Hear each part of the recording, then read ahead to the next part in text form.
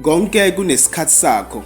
Ukushintshana kwezikhathi ngokufika kusho ukubaluleka kokulungisela isikhathi esizayo ngesamanje.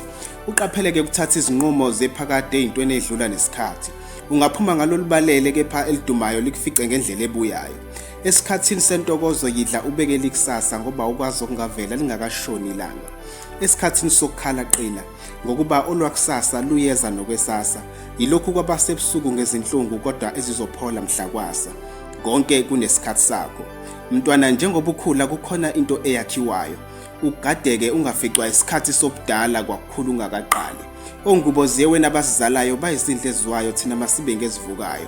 Konke kunesikhathi sakho. Kwabanye kusweleke izipendulo zemkhuleko esiyaphendulwayo.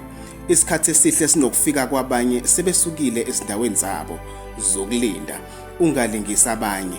Uma kusemnyama kuwe linda kukhanye. Izinto azinakwenzeka umkanye. Konke kunesikhathi sakho.